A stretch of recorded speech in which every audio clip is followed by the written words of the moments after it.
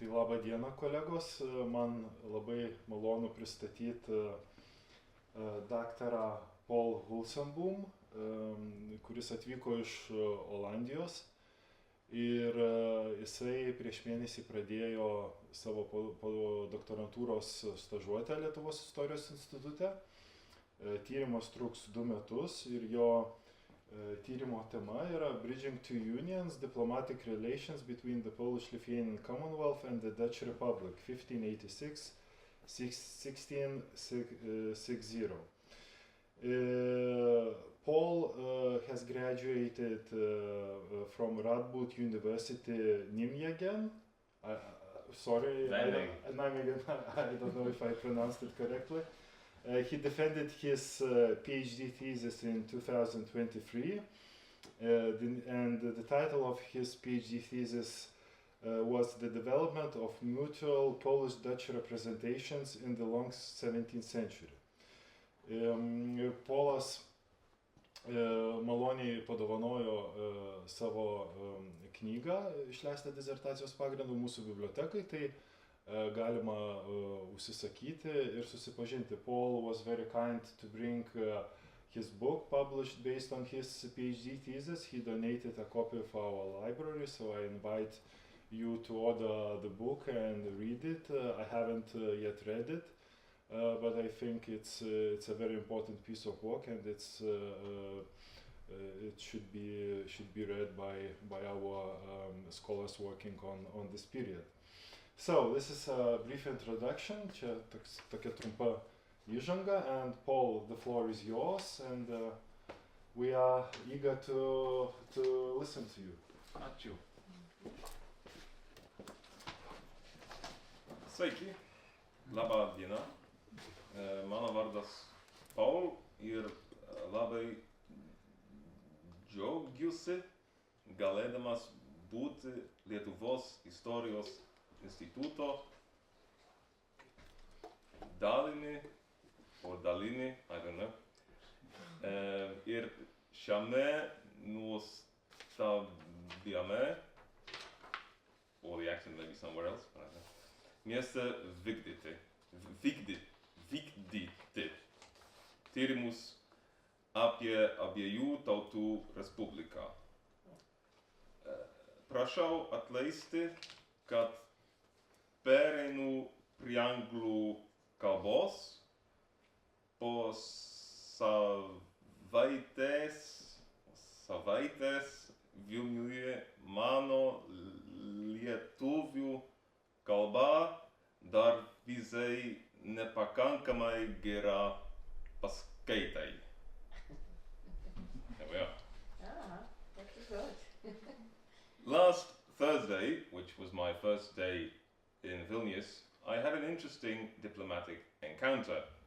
I started by meeting Mindaugas and Orimas and settling here at the Institute, and then I headed to the Wróblewski Library. At about 4:30, I received an intriguing message via LinkedIn from someone at the Dutch Embassy here in Vilnius. The ambassador had seen the announcement of my lecture and would like to invite me to a meeting at the embassy at 5 p.m. that day. As I said, it was already 4:30.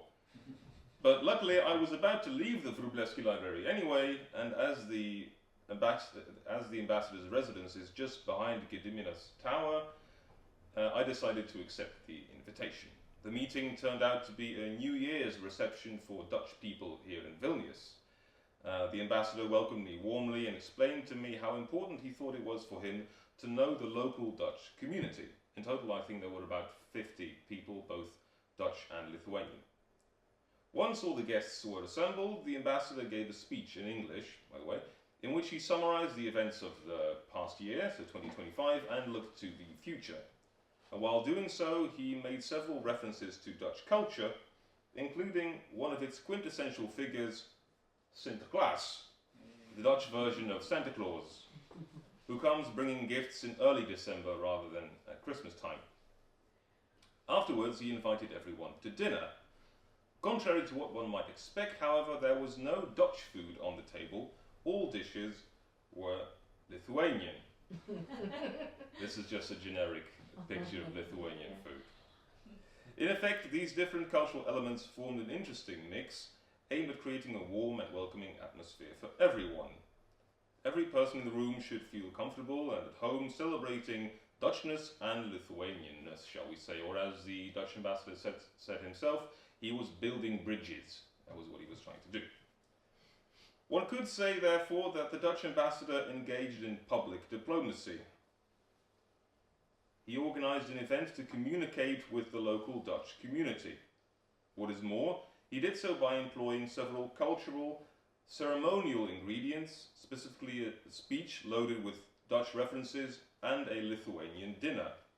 He thus also engaged in cultural diplomacy.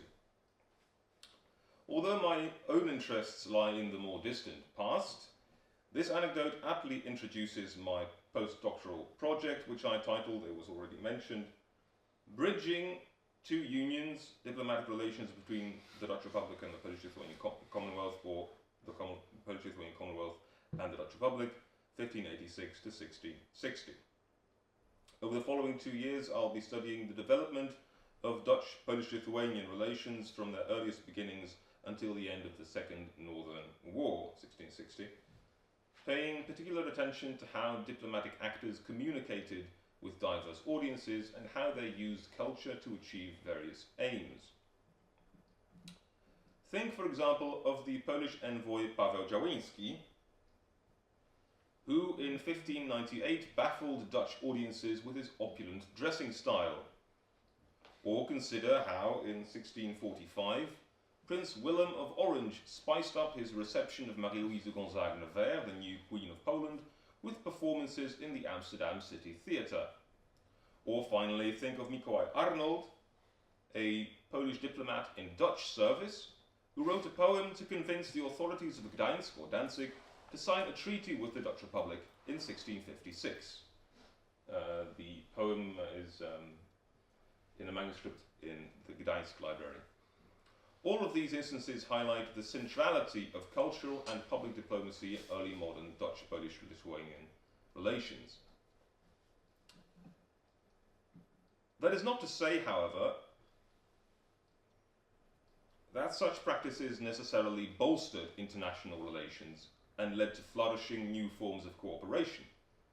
They could also completely miss the mark or even worsen the status quo. Indeed, all the examples I just mentioned essentially failed to achieve their goals.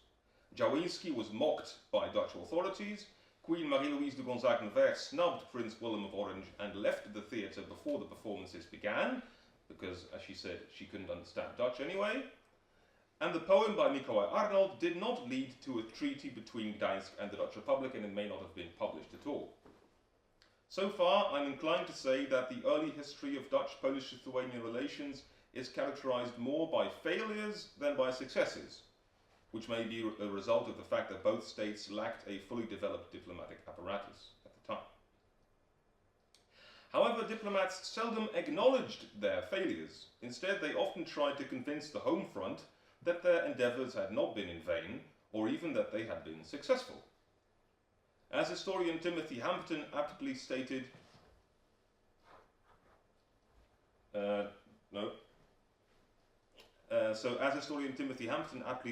diplomatic success may have less to do with what one does as an ambassador than it has to do with what one writes about what one does as an ambassador. The Polish account of Paweł Jaworski's mission, for instance, gives the impression that he had earned the respect of the Dutch States General, something that is contradicted by Dutch sources. The best possible example of this dynamic that I've encountered so far, and that I also discuss in my dissertation, concerns the first Dutch embassy to Poland-Lithuania, which took place in 1627-1628. In the remainder of this presentation, I will briefly discuss how this mission came about, provide an outline of the course of the embassy through Poland, because it didn't go through Lithuania, I'm sorry, and then I focus on how the mission was presented to Dutch audiences.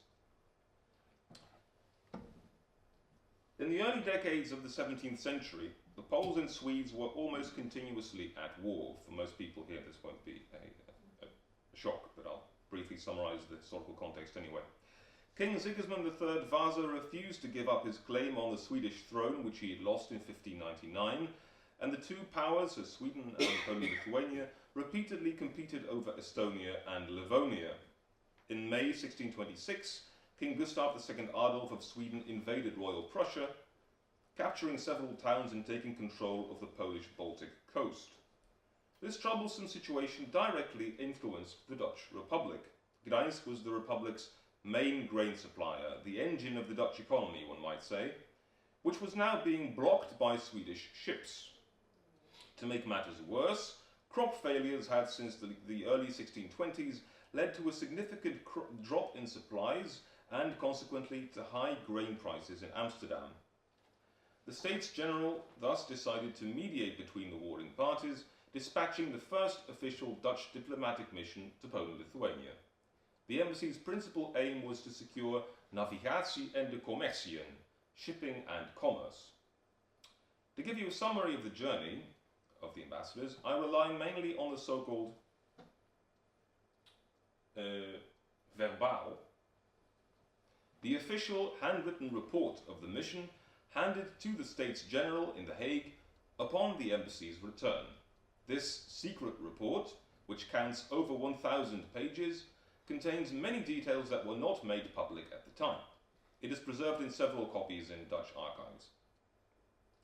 The mission was headed by Rochus van den Honert, chair of the High Council of Holland, Zeeland and Frisia, Andries Bikker, the mayor of Amsterdam, and Simon van Beaumont, the pensionary of Middelburg in Zeeland. Their names are visible on the verbal that I used for this presentation, which you see here. Those are their names, van den Honert, Bikker and van Beaumont. They left the United Provinces by ship on May the 13th and arrived at Pilau, so Baltijsk today, I think, in the Russian exclave, on June the 1st. The company first journeyed to the Swedish and Polish field armies, enjoying audiences with King Gustav II Adolf and General Koniecpolski, and then proceeded to Gdańsk, which I've highlighted, to have an audience with the city council. On this occasion, the Dutch diplomats probably received this German poem, written by the local author Johannes Blavius, a clear example of how the authorities of Gdańsk used literature and printing as diplomatic tools. I'm not going to read that, you can read that very quickly. The ambassadors then journeyed to Warsaw, where they arrived on July the 1st. Audiences followed with King Sigismund and his queen consort, Constance of Austria, as well as with the Crown Prince Ladislas Sigismund. Returning along the Vistula River, the company on the 17th and 18th of August witnessed the Battle of Dierzał, or Tczew in Polish, where the Swedish king was wounded. This occasion once again prompted overlap between the worlds of poetry and diplomacy. Simon van Beaumont, so one of the Dutch ambassadors, allegedly rushed to the Swedish army camp to have an audience with the wounded Gustav II Adolf. It is plausible, or perhaps even likely I would say, that he offered the monarch this French poem titled On the Injury of the Swedish King, which praises his bravery in battle and basically voices support for his Prussian war agenda. While Johannes Blavius, so in Gdańsk, became a diplomatic poet, one could say, Simon van Beaumont made himself a poetic diplomat. At this point, the Poles wished to negotiate, and the Dutch helped to establish the conference's time and place, a burnt-down village in Prussia. Negotiations started on September the 2nd and lasted 3 weeks before they were broken off, the only result being a temporary ceasefire. The Dutch ambassadors then made their way back to Gdańsk and then to Königsberg in order to meet with the Elector of Brandenburg, Frederick William. And after returning to Gdańsk once again, the Dutch witnessed the naval Battle of Oliva in November, in which the Polish-Lithuanian fleet defeated the Swedes. In early 1828, the Poles wished to renew negotiations, which started on February the 14th, but they were short-lived. 2 weeks later, the fourth and final meeting took place, and it was broken off by the Swedes, who said they could see no progress was being made. In the following 2 to 3 weeks, the ambassadors apparently tried to mend the situation, but to no avail. On the 20th of March, they travelled back to Pilau, where they had also arrived, and where they waited for Dutch ships that would take them home. The company eventually left on May the 10th and arrived safely in Holland precisely 1 month later, empty-handed. People in the United Provinces could keep themselves informed about the war in Polish Prussia, Royal Prussia, by reading Dutch news media, particularly the Couranten uit Italië, Duitsland, etc., the Coranto from Italy, German, etc., a newspaper issued weekly on Saturdays in Amsterdam. Some publications clearly supported Sweden and can even be labelled pro-Swedish propaganda. In late 1626, for example, the Amsterdam printer Klaas Janszoon Visser published a newsprint here on the that's the newspaper. Newsprint here on the for you the left, which gave a flattering description of Gustav's campaign. Similar pro-Polish voices appear to have been absent from Dutch media. Nevertheless, it is very well possible that the Swedish invasion enhanced the demand for general works about the Rzeczpospolita, which may be the reason why 1627 saw 2 differing editions of the work on the right, Res publicacji de status regni Polonia, Lithuania, Prussia, Livonia, etc., the first publication from Dutch territory dedicated entirely to the Polish-Lithuanian Commonwealth. Meanwhile, details of the diplomatic mission itself were not discussed in Dutch media. Still, members of the delegation did engage in public diplomacy, giving audiences at home and abroad a version of events that differed from reality. To begin with, and I will now focus on 2 sources for the rest of this presentation. To begin with, the aforementioned Simon van Beaumont, so one of the ambassadors, wrote a Latin poem about his journey. You can't see the title, but it's there, trust me. It is the earliest surviving poem about a Dutchman's travels to Poland and a rare example of a composition devoted to Poland-Lithuania by a non-Polish early modern author. Van Beaumont titled his poem In Reditu e Polonia, so on the return from Poland, which suggests that he wrote the piece upon his arrival back home. It's actually much longer than this, it's just the first page, but you got that. However, it was only first printed in 1638 in The Hague in a larger collection of poetry. Unfortunately, it is unclear if and how van Beaumont disseminated his Latin poem about the embassy prior to its printing in 1638.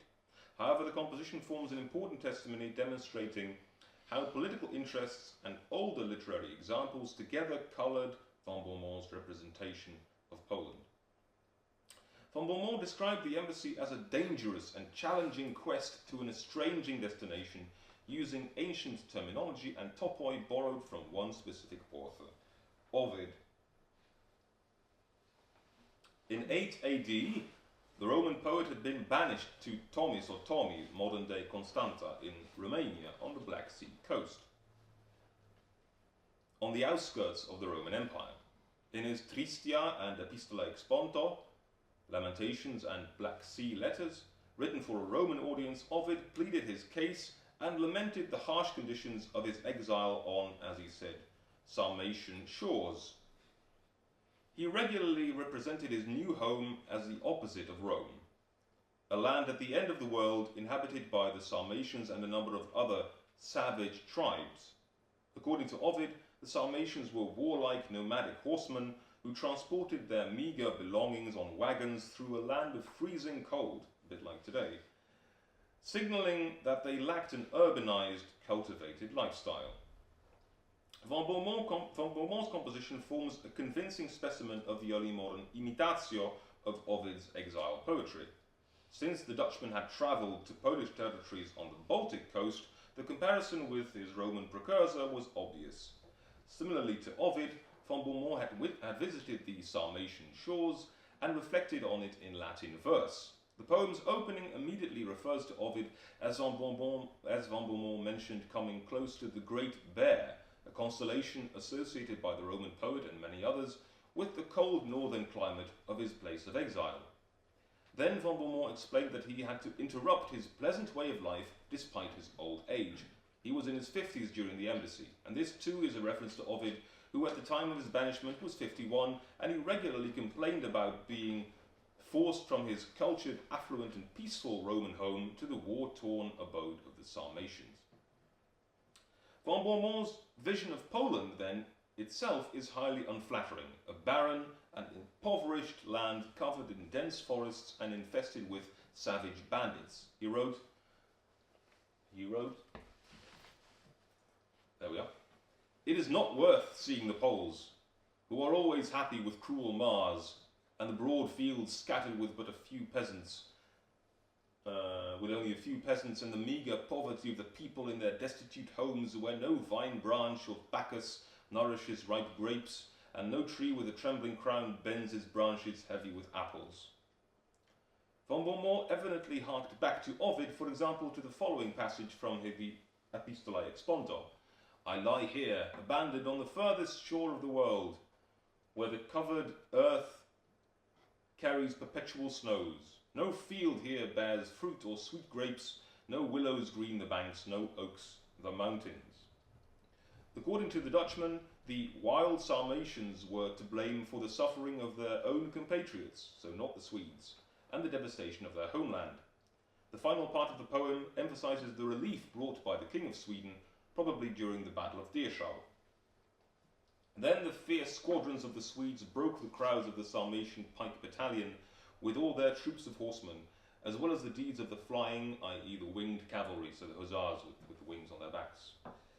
Then Gustav saw how the savage enemy turned its back, as well as the fleeing Cossacks who dropped their light weapons while the war horn sounded steadily. Lastly, von Beaumont directly addressed the Swedish sovereign, glorifying his power and effectively ratifying his rule over Prussia. Moreover, he asserted that the Dutch diplomats were overjoyed to see the king's face, touch his hand, and hear him speak.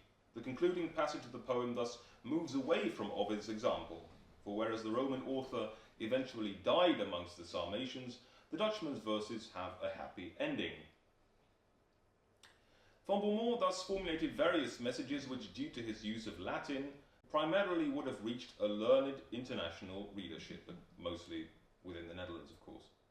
The parallels with Ovid bring into focus von Beaumont's poetical talent, while they also have helped to represent the diplomatic mission as a trying journey into the wild unknown. Furthermore, the Dutchman expressed his, and by extension the Dutch Republic's, support for the Swedes and antipathy towards the Poles. By celebrating Gustav's victories so effusively, moreover, as well as by highlighting the author's close contact with him, von Beaumont made it seem as if the mission had been a success. Indeed, he made no mention whatsoever of the peace negotiations themselves, which, as I said, had led to nothing. Something similar applies to a published account of the embassy, the second source, written by Abraham Boot, who was one of the mission's secretaries. His journal was printed in Amsterdam in 1632, this is the title page, making it the earliest published Dutch travel account of Poland-Lithuania, embellished with 10 engravings of various buildings and towns, battles and other interesting sights. Moreover, the book is one of the first illustrated journals of Poland-Lithuania overall. In addition, it is related to 3 partly handwritten versions filled with drawings by Boot, which can nowadays be found in Utrecht, Amsterdam and Gdańsk. That final version, so the version that you can find in Gdańsk, also includes a letter by Boot, which yields important information about the genesis of the account. In this letter, Boot addressed 6 young, high-born Dutchmen who also took part in the mission. Among them were the sons of 2 of the ambassadors. Boot stated that they repeatedly asked him to write a journal of their mission to Poland, i.e. they probably commissioned him to do so, and presented the end result, the 1632 edition. Moreover, he expressed the hope that he aptly and sufficiently discussed the dangers, discomfort, and other incidents which befell some of your lordships in particular, and sometimes the lords ambassadors and their retinue as well. This makes clear that he believed his patrons and other readers would want and expect these elements to stand out. In other words, Both intended to represent the mission as principally dangerous, arduous, and generally filled with exciting events. Rather than forming a non-partisan diplomatic report, therefore, Both's book is an act of public diplomacy presented as a commercially attractive, informative, and amusing read. Thus, Both emphasized the fact that the envoys had been sent to a dangerous war zone. He frequently mentioned burned down villages and pillaging Polish soldiers, for instance. And furthermore, the book gives ample attention to two important military events through both text and image that I already mentioned, the Battle of Dachau and here the naval battle of Oliva. The fact that the book tried to amuse and impress its readers rather than offer them a full and objective diplomatic record is also reflected in the ways it recounts the official audiences, negotiations, and mediations. Both told the reader where and when talks took place, so peace talks took place, and who was present. His focus, however, lay almost entirely on outward appearances. Indeed, much like Simon von Beaumont, Both did not even care to mention that the mission was essentially a failure. On the contrary, he principally represented the mission as a success. The secretary paid ample attention to how various officials heralded and received his superiors. In nearly every case, he described these occasions in favourable terms. In Warsaw, for instance, the delegation received numerous gifts, and, as he said, was most magnificently entertained, meeting the king, queen consort, crown prince, and numerous nobles. Such anecdotes naturally improved the diplomat's status, but appearances can be deceiving.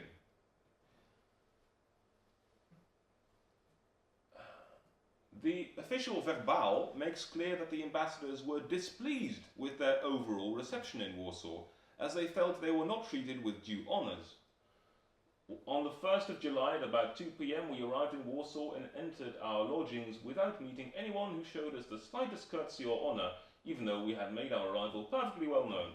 We were very surprised by the great nonchalance of this court, where we had expected to see more honour and reverence for your high and mighty lordship, said the Dutch States General. Indeed, the fact that Sigismund III Vasa did not remove his hat when meeting the Dutchman was considered a complete affront, symbolic of his refusal to acknowledge either the authority of the ambassadors or the sovereignty of the United Provinces. We were disappointed. It says to be disappointed because when we arrived at the royal castle, His Majesty chose to lift his hat only very slightly. And then he goes on to explain more of his grievances. Both did not dwell on it, however, in his printed version. Clearly he chose, or he was ordered, to skip over the disagreeable experiences in Warsaw, thereby allowing the Dutch ambassadors to save face, basically. The things both left unmentioned can be just as telling as those he highlighted. The same applies to his narration or his representation of the mediations between the Poles and the Swedes. In one handwritten version, Both made a drawing of the place of negotiations, the Handelplatz, in September 1627, showing the tents of the parties involved, the Dutch tent being the one in the middle. In the printed edition, this representation was vastly expanded, showing the remarkably orderly troops which had come in support of both the Poles and the Swedes.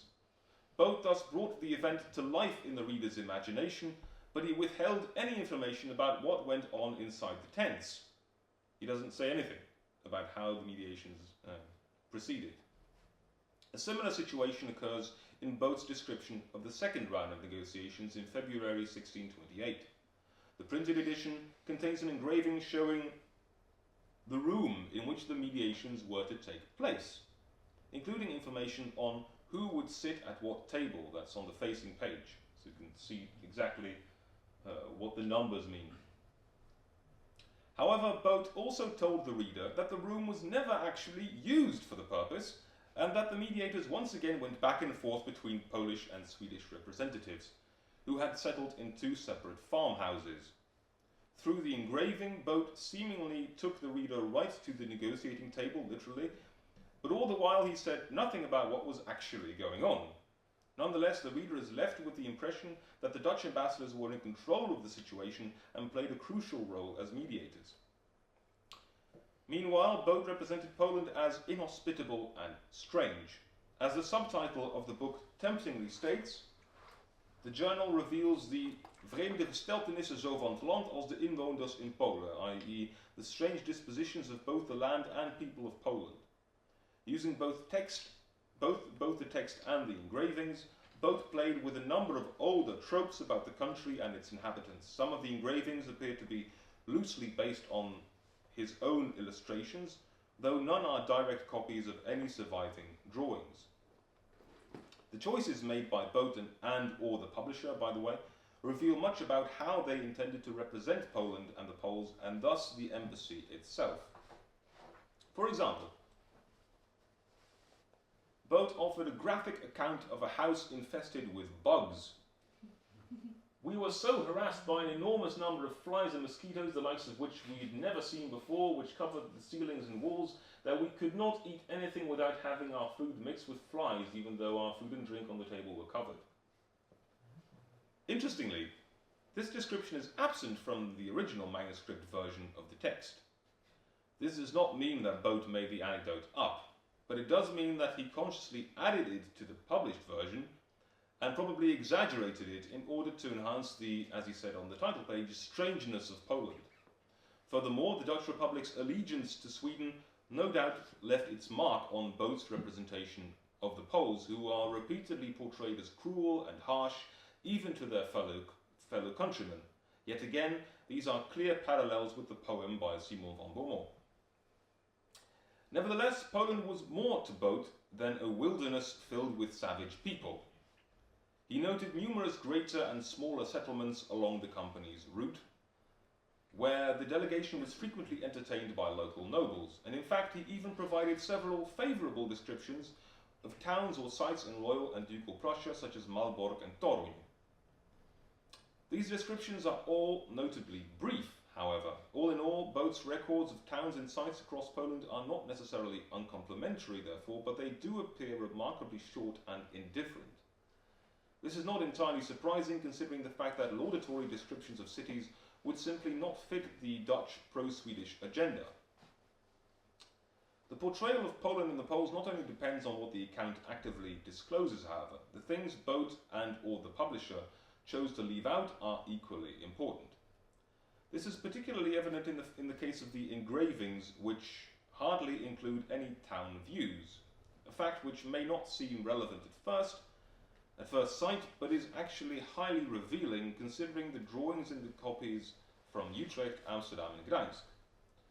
Boat produced a total of 41 titled and untitled drawings in ink and or watercolour. They include depictions of soldiers, naval scenes and the arms of the kingdoms visited by the delegation. However, the vast majority of drawings are folding views of castles, cities and villages all over royal and ducal Prussia and Poland proper. Larger places include Grudziądz, the castle of Grudziądz, Płock and Warsaw, which is a large folding view, as you can see. One of the earliest surviving views of Warsaw ever made, and by far the largest drawing of all. Among the smaller keeps, towns and villages are Bobrowniki, Lubiszewo and Nieszawa. This is in the Amsterdam copy. The view of Warsaw is in the Gdańsk copy. In one case, Boat drew himself in the foreground. Here. There he is, drawing away.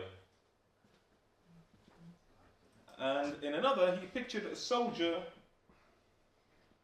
in a compromising position.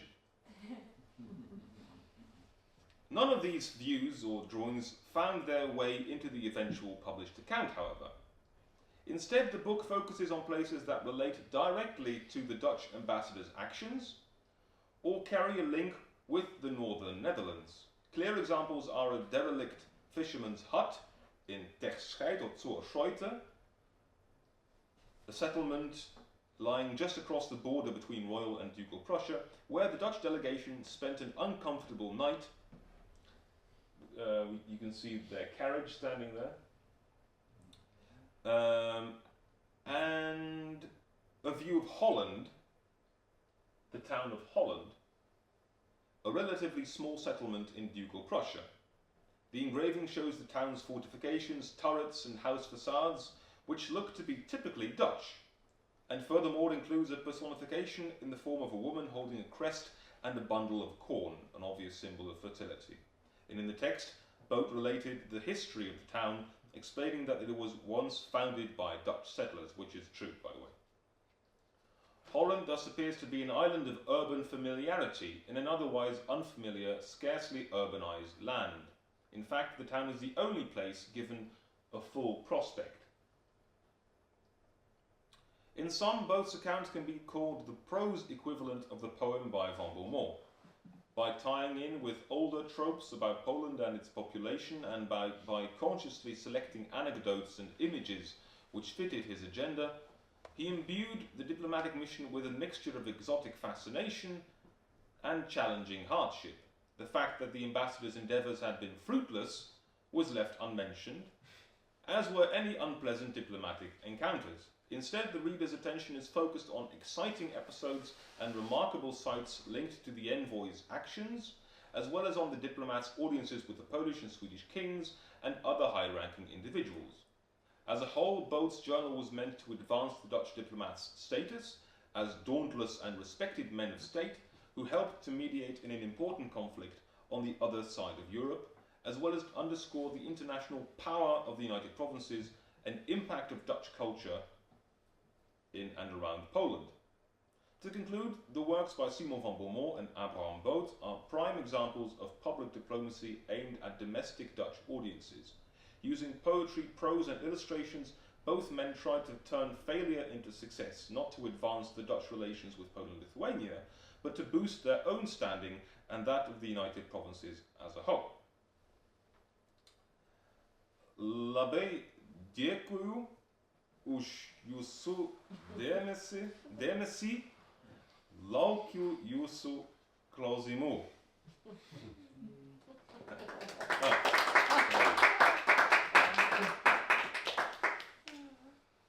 Thank you, Paul. I think we gained a lot of knowledge. Your lecture is very much based on Dutch archives, and I think the Dutch archives are undersearched by Polish and Lithuanian historians. So your Dutch angle and knowledge of Dutch archives is certainly very interesting, and it will your stay at the institute will enhance our knowledge on the Dutch angle. Questions? So I think you said, well, the Netherlands were in an allegiance with Sweden. Yeah. That also colors like the account of Poland a little bit. Yeah. But do you have any clue if that happens the other way around too? That there were Polish people in the Netherlands that kind of had the same frame because of that particular alliance? The same frame, you mean? Well, I mean, they're the opponent because of Sweden. So we can't say their cities look too nice, because that would be a little bit weird. So you mean that Poles in the Netherlands who were not positive about the Netherlands because of the allegiance? If it's kind of the same mechanism. Yes. So there are accounts by several Polish nobles who travelled through the Dutch Republic at the time. So we're talking early 17th century. Who, well, I wouldn't say they were all very negative about what they saw. Some descriptions are actually quite laudable, and it depends on what they're discussing. So if they're discussing, for example, trade with the Dutch Republic, they're usually positive, because trade with the Dutch also brought Polish nobles a lot of wealth. But mainly when it came to religious aspects, and the fact that most of these travelers, many of these travelers were Catholics, you know, that naturally brings about a sort of negative stance. But I haven't seen any like direct references to this war, for example, where they say, "Oh, the Dutch are allied with Sweden," because officially the Dutch and Swedes weren't really. They had a defensive alliance, shall we say? Like, so since 1614, I think they had a defensive alliance, but they, which was also mainly targeted at trade. Which is not entirely the same as a modern alliance. So that's not necessarily mentioned by these polls, but most of them, mainly Catholics, do have this stance like, okay, the Dutch are mainly Protestants, we don't like that, and they are principally our, well, enemies, shall we say. But that changes over time as well. So it depends highly on the context, and it depends on who's writing. And yeah.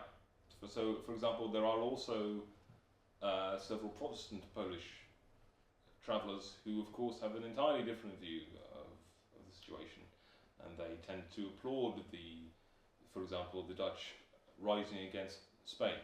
You know, that's but a good question about turning around with the perspective. It's always interesting. Any other questions? I also want to stress that the attitude of Polish-Lithuanian nobility towards Dutch Republic mainly depended on religion. So magnates of Lithuanian nobility and Lithuanian magnates who were Protestants, Calvinists, mainly had the sympathy. Yeah. To Dutch Republic, but in general, that religious aspect was very important in England and also in Dutch Republic when they were regarding about Poland and Lithuania. And but I want to ask whether you grasp that moment that in that conflict with Sweden, trade interests of Dutch Republic was hurt by Sweden. In fact, because Sweden and Swedish expansion made the trade less profitable for Netherlands. Yes. So, in general, the sympathy towards Sweden was dominant in Netherlands, and it was in contrary with trade interests, economic interests. What? So your question is whether you can grasp that contradiction. Yeah, I think it's not necessarily a contradiction, because at first I think the Dutch simply, they thought that it would be profitable for them if the Swedes would win, for example. I think that the Dutch were hoping that the Swedes would also have an attitude towards them that would be constructive, shall we say. And I'm pretty sure that the Truce of Altmark, 1629, was not to the liking of the Dutch Republic, that they thought, oh, that's not what we want, that's not what we expected, we thought it would be good for us, but this is not good for us, because now they had to pay like 3.5% taxes on the trade coming through Gdańsk, I think. So I think that will have altered their sympathy somewhat. And then, of course, later in the 1650s, with the Swedish invasion of the Polish-Lithuanian Commonwealth, the Dutch attitude has changed completely. They are then suddenly pro-Polish, anti-Swedish, and you can see this in how they act militarily because they start to fight Sweden, but you can also see it in Dutch literature on that war where they actively support Poland, or they lament what's going on in Poland, that mostly the grain fields are being burnt and destroyed. Oh, that's not good for the Dutch. So that's there's a change there. So I don't think it's necessarily a contradiction. It's more like a development from what the Dutch thought would happen, and then they saw, oh, that's not happening for us, and then they changed their stance, I think. But that's one of the things I hope to get a better understanding of during the project. This development in also Dutch-Swedish relations, which are of course highly linked to Dutch-Polish-Lithuanian relations.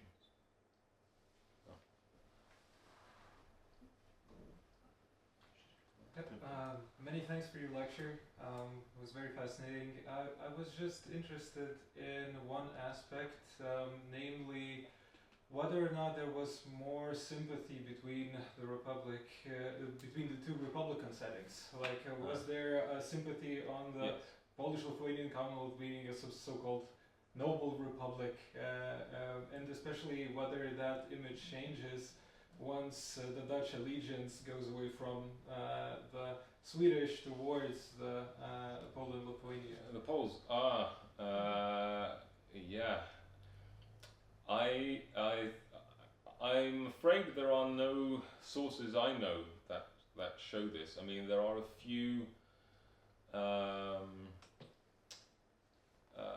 No, there are multiple Dutch descriptions of the Polish-Lithuanian Commonwealth that were published in, for example, in larger publications about European states, etc. And they always mention, what kind of state structure the Commonwealth has, and they always say, okay, this is quite something special because the nobility has so much power.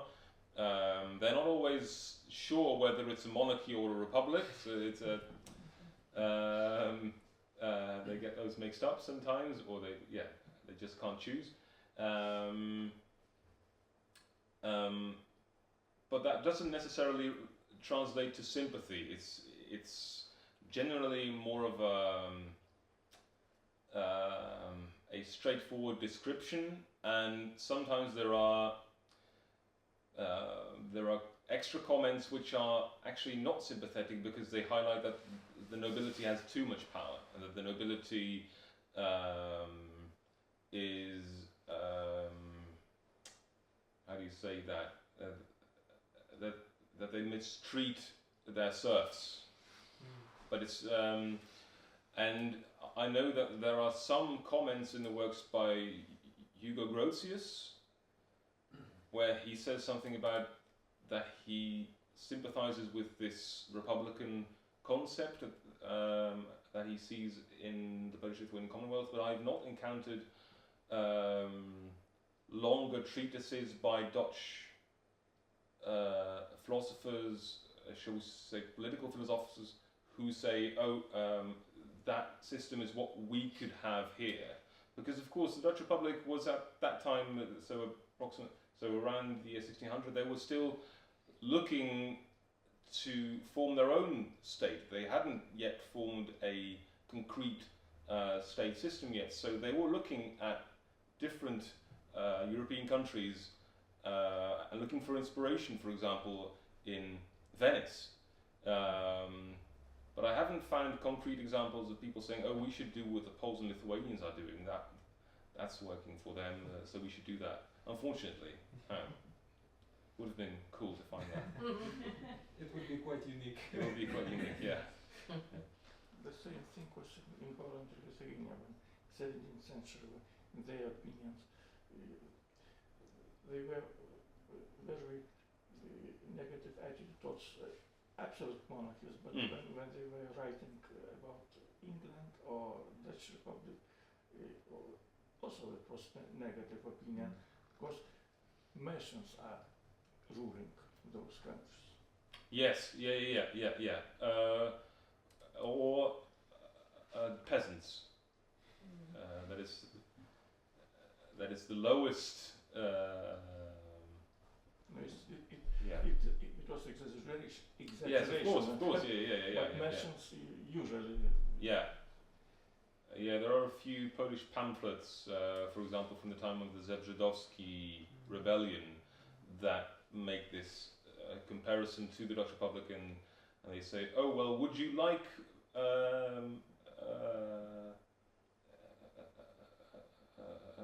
it if we had the same situation like in the Netherlands, where the peasants are ruling? No, of course not. Then why are you rebelling against the king? It's very clearly a propagandistic way of using the Dutch Republic as a negative example, shall we say. But interestingly enough, by the way, the Polish account of the mission of Paweł Działyński that I mentioned at the beginning of my presentation also has a description of the Dutch Republic's political system, which is, I think, the most positive description I've seen, because it begins by saying they have no tyrant, which is a good thing. You know, that I think is the most positive description, which is interesting because it was written by a Catholic. So these matters of religion were very important, but they didn't necessarily translate to an entirely negative view of things. I have two questions. One is closely related to what Gintautas has said and you just mentioned. Have you looked more into this issue, how the Dutch Republic was perceived in Poland-Lithuania? Yes. Well, my first impression is that I would say it was viewed like a tyranny, although you just said that in Działyński's diary, the diary starts with saying that the Netherlands is not, the General States are not a tyranny. I'm not sure. Well, in 1700 there was a famous libel compiled in Lithuania, where the so-called Lithuanian magnates proclaimed the then Polish king Augustus II a hereditary ruler in Lithuania. But it was a libel, not a real thing. But what's interesting in there, Gintautas wrote an article about that libel, that it mentions several European countries, and it mentions them, I don't remember, either as absolute monarchies or as tyrannies. So England for sure was mentioned like an absolute monarchy, although in 1700 it was not an absolute monarchy. And I'm not sure whether the Dutch Republic was mentioned there. We should check that. I have a photocopy of that. I will check. So my question is whether you have looked more into that issue, how the Dutch Republic was perceived in Poland-Lithuania, or maybe it's a good idea to look into that issue during the course of your project. So that's the first question. And and the second question, I was wondering about von Beaumont and Hanard. What was the main driving force for them to present a failed embassy the way they did? Did it help them for their future careers? Did they get something from it? What was the main aim for them to present it like they did? Okay, so the first question, yes. So my PhD thesis was actually about mutual Dutch-Polish-Lithuanian perceptions. So 50% of my dissertation is about how the Dutch viewed the Polish-Lithuanian Commonwealth and the Poles, and 50% is the other way around. So if you're interested in how Poles and some Lithuanians, there are some Lithuanians in there as well, how they wrote about the Dutch Republic, please have a look at my dissertation, which as you said, is in the library here.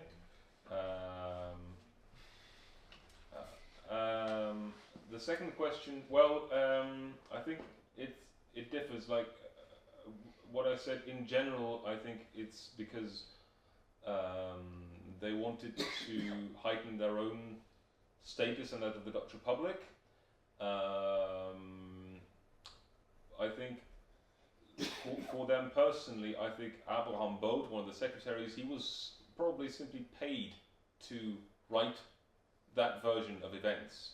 He was also the one who wrote the official verbal, so the manuscript that has more than 1,000 pages that I mentioned. So he used that probably as the basis, and some of his own notes, which are in Utrecht and in Amsterdam and in Gdańsk, to write this version, which is more flattering. And I think he got the assignment by some of the ambassadors to write this positive description.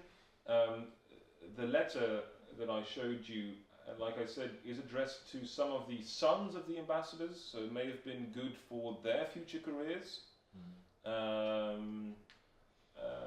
And Van Bourmont, well, as I said, he was already quite old for that time. He was in his 50s, which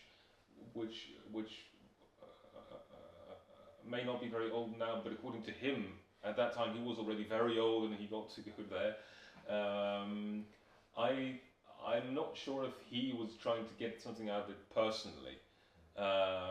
It may also have been a literary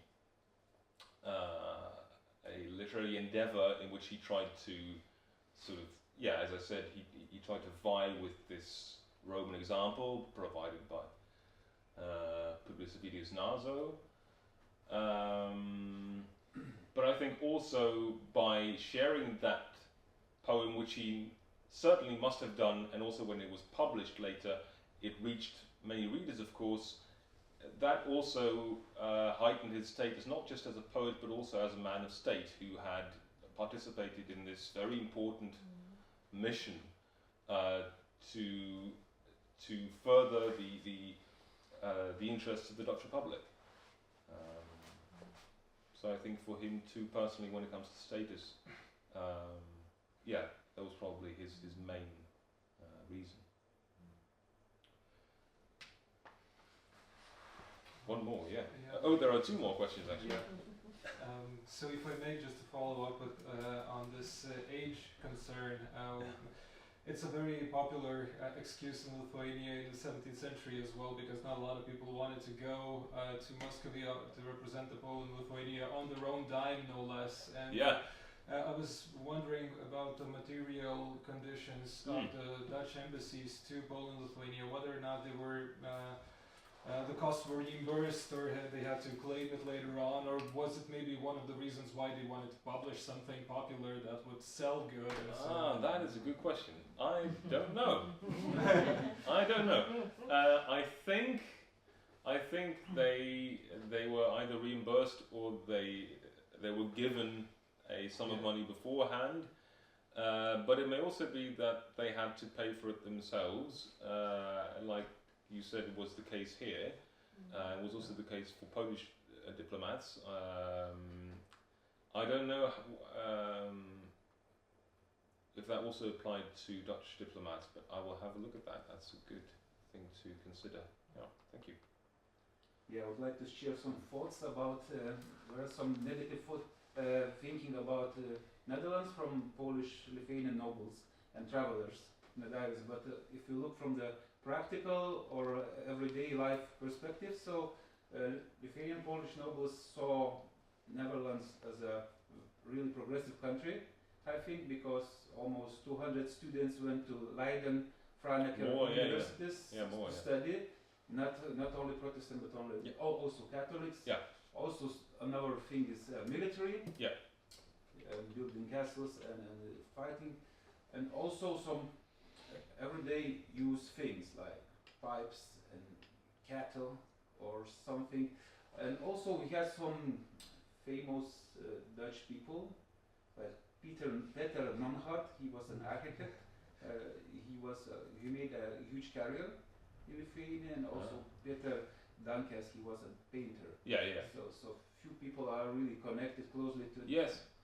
So I think despite this negative point of view to the Netherlands, practical world was Yeah, certainly. So it's very good that you brought that up. Certainly. So there were actually in these Polish travel descriptions or letters, or, which can also be in Latin.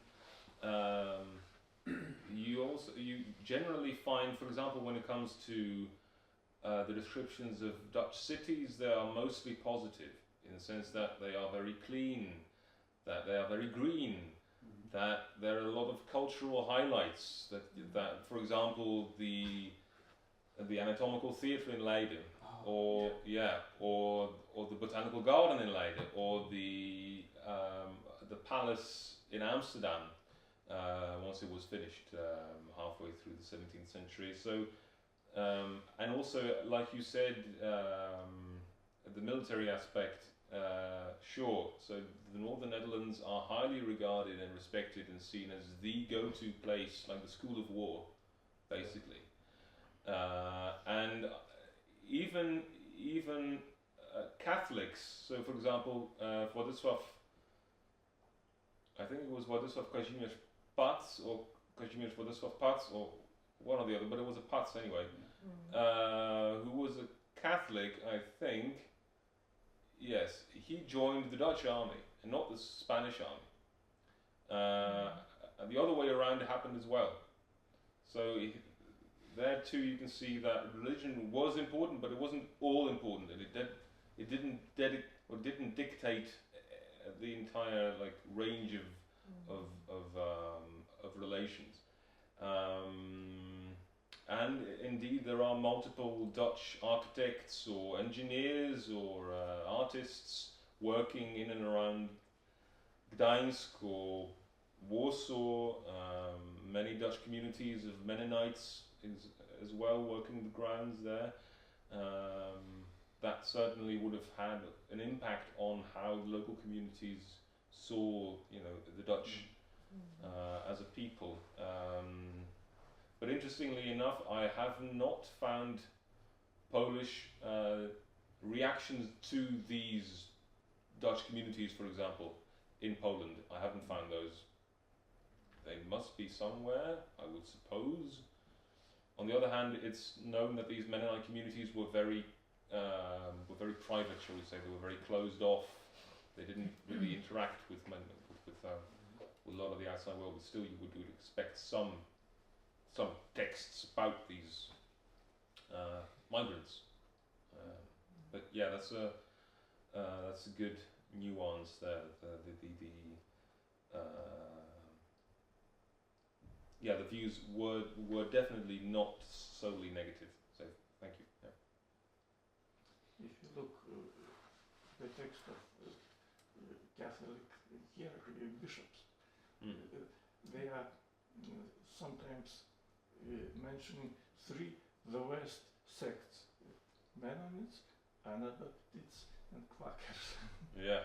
In the 17th century, so those Anabaptists also, many of them were from Dutch, but especially Mennonites. So if not Lutherans, not Calvinists, but those these three. Not religion, but sects. Yeah, of course, yeah. Okay. And, also, that period of the tempest, it is the first 30 years of 17th century, was the period when Sigismund Vasa was king. Yeah. And you should take into account that because period when our ruler was in very close relations with Spain. Yes. Yeah, definitely. Yeah. And King of Spain, also he was the King of Naples, and it was a source of personal income for Vasa dynasty. They had those so-called Naples sons. Every year, King of Spain was paying about 10,000 ducats. So it was relation between Sigismund Vasa and Habsburgs in Spain Yeah, yeah. were unshakable. Yeah, certainly. So that's also, I think, definitely the reason why Sigismund was so cold towards the Dutch ambassadors when they came to Warsaw, and the mission of Paweł Jaworski from 1597 is basically aimed at getting the Dutch to stop their rebellion, which obviously they didn't, because what Paweł Jaworski then tried to say was, if you don't stop your rebellion, we will cut off the grain trade. And then the Dutch, well, they allegedly said, but this is like not what they officially said, but they allegedly said, well, you need our money just as badly as we need your grain, so what are you even trying to achieve here? We're obviously not going to give in.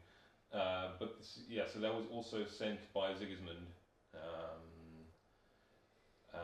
But in 1586, the same basically happened when Stefan Batory was still king. And he sent one of the first Polish-Lithuanian missions to the Dutch Republic with the same message, and he sort of got the same answer back. That's also why I stated that mostly I would characterize these early relations as failures and not as successes, because they try to achieve all these aims, whether it's to stop the Dutch from rebelling, or later on, whether it's to try and get an alliance between Poland and between the Dutch Republic and Poland-Lithuania, because they tried that as well, but that also doesn't work. So there are multiple attempts at achieving something which mostly doesn't work, which I think is it's fascinating also to look at why things don't work out, and the role played by cultural and public diplomacy in those dynamics.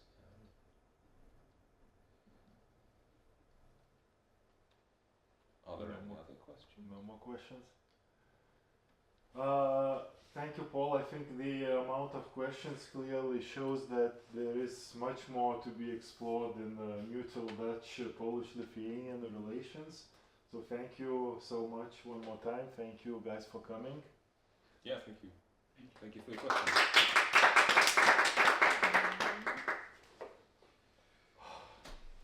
So wish you luck in your research. Thank you. Yes, good luck with the project. Yes, thank you. A lot of work to do, so.